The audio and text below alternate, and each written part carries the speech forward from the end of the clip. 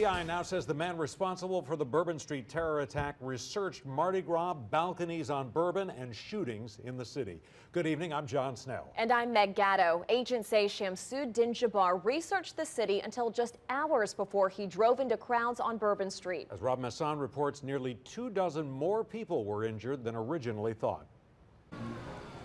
They are perfect party perches, iconic symbols of the French Quarter, and a new FBI report shows that New Year's Day terrorist Shamsuddin Jabbar had more than a passing interest in wrought iron balconies. What we know now is that he had been targeting the city of New Orleans for months leading up to New Year's Eve, that he had done his research.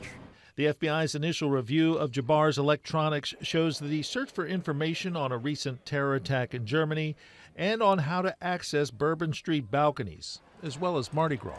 Not surprised at all.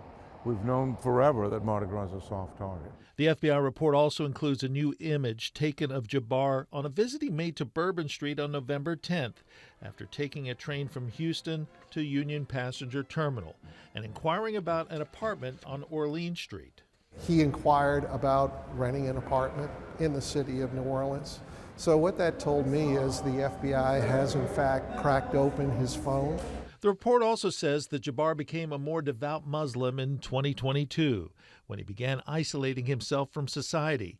Then in the spring of 2024, the FBI says Jabbar began following extremist views. His intention was to inflict mass casualties in the city of New Orleans. If it wasn't on Bourbon Street driving his car, it was going to be someplace else. The FBI has now identified at least 57 individuals who were physically injured in the attack, in addition to 14 deceased victims.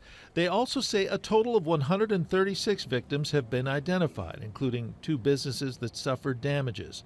But many other French Quarter businesses have suffered. It's really, you can see, it's really slow. So all the business owners are hurting, the artists are hurting. With Mardi Gras now gaining federal Tier 1 security status, our Mardi Gras expert says there will likely be some changes as to how we conduct Carnival this time around. I mean, you can assume there'll be bomb-sniffing dogs in formation areas going up by floats and all. But again, it's the things we don't see that they don't want us to know about, or the bad guys to know about, that may make us the safest. Artists like Chris Peterson are worried as he sets up shop next to archer barriers that he says are rarely deployed, and on this day protected just one side of Bourbon Street. Yeah, they're only doing it on the correct traffic flow, which doesn't make sense to me, because if a bad guy wants to get in, he doesn't follow the traffic rules. And many say lives and livelihoods depend on security decisions. We should learn more about those shortly. The FBI continues to ask anyone with information or video of the incident to reach out. We have a link on our website.